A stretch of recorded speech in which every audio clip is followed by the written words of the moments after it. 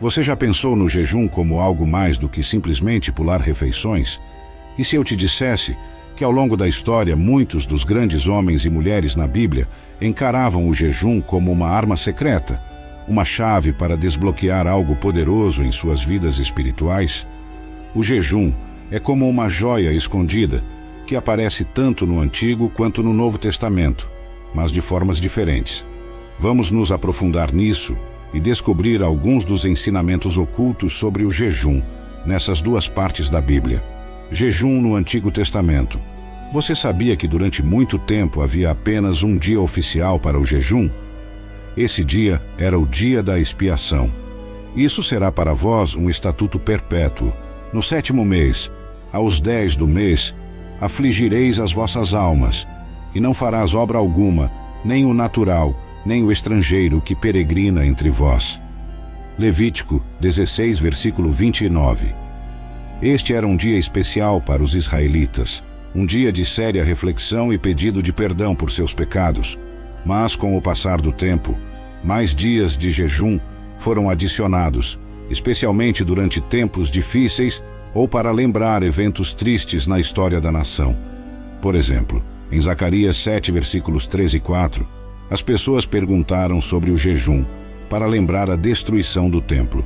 Naquela época, o jejum era uma resposta a emergências ou memórias tristes, uma forma de buscar ajuda ou conforto em tempos difíceis. Jejum e libertação.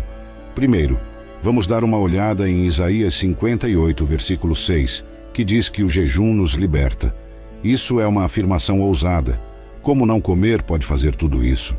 Bem, parece ser mais sobre o ato espiritual de se voltar para Deus em humildade e buscar sua ajuda. O rei Acabe, considerado um rei maligno quando se voltou para o jejum, na verdade conseguiu evitar a destruição, pelo menos temporariamente.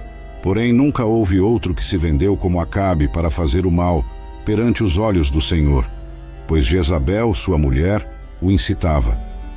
Ele se comportou de modo repugnante, seguindo ídolos, conforme tudo o que os amorreus haviam feito, a quem o Senhor lançara fora da face dos filhos de Israel.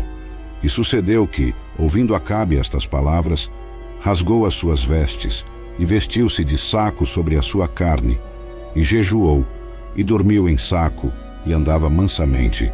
Então veio a palavra do Senhor a Elias, o tisbita, dizendo: Viste como Acabe se humilhou perante mim? Porquanto se humilhou perante mim, não trarei o mal nos seus dias. Nos dias de seu filho trarei o mal sobre a sua casa. 1 Reis 21, versículos 25 a 29.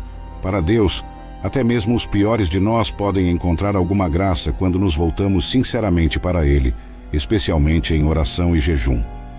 A história dos ninivitas. Eles tiveram um chamado quando Jonas, enviado por Deus, chegou e disse que estavam indo para o problema por causa de seus pecados diante de Deus.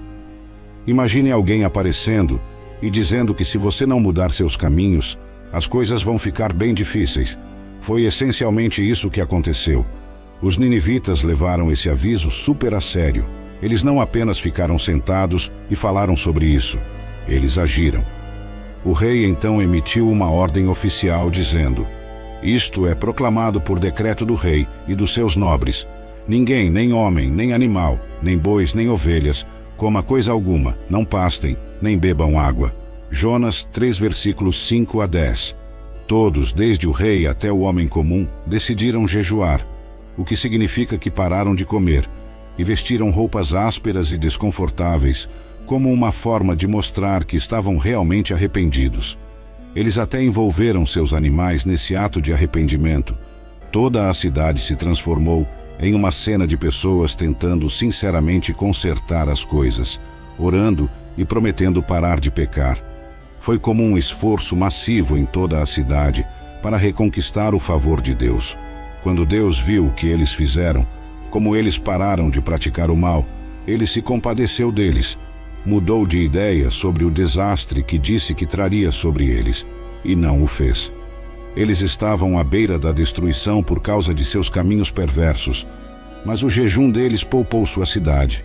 É incrível como uma cidade inteira pode mudar as coisas apenas jejuando. Lembre-se de Esther, quando seu povo, os judeus, enfrentavam a extinção. Ela convocou um jejum.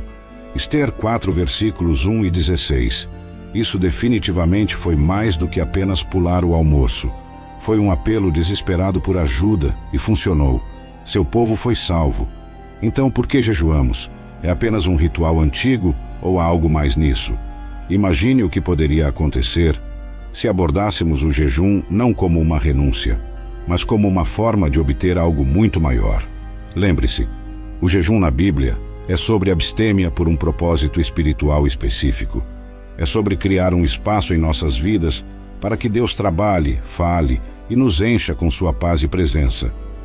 O jejum no Novo Testamento era bastante diferente do Antigo Testamento. Aqui o jejum não se trata apenas de lidar com tempos difíceis ou tragédias. É mais sobre se preparar para algo importante, como começar um novo capítulo da vida ou um grande projeto. Pense nisso como uma forma de limpar a mente e focar no que está por vir. A Bíblia tem algumas histórias bem intrigantes que sugerem que o jejum é uma ferramenta poderosa, especialmente quando se trata de libertação de situações difíceis, até mesmo do mal em si. Então, quais são os poderes ocultos do jejum? Pegue Jesus, por exemplo. Jesus nos mostrou com seu próprio exemplo que a oração e o jejum são as primeiras e mais eficazes armas contra as forças do mal. Antes de começar a ensinar e curar as pessoas, ele jejuou por 40 dias e 40 noites. Mateus 4, versículo 2. Ele também mencionou que alguns demônios só podem ser expulsos através do jejum e da oração. Marcos 9, versículo 29. Isso não era apenas sobre abrir mão de comida, era sobre se preparar para a enorme tarefa que tinha pela frente em seu ministério. É como quando você realmente precisa se concentrar em algo importante e limpa tudo o mais de sua mesa para se concentrar. Jejum e libertação. Em Mateus 17, versículo 21, Jesus falou sobre uma situação onde um demônio só poderia ser expulso através de oração e jejum. Por que será?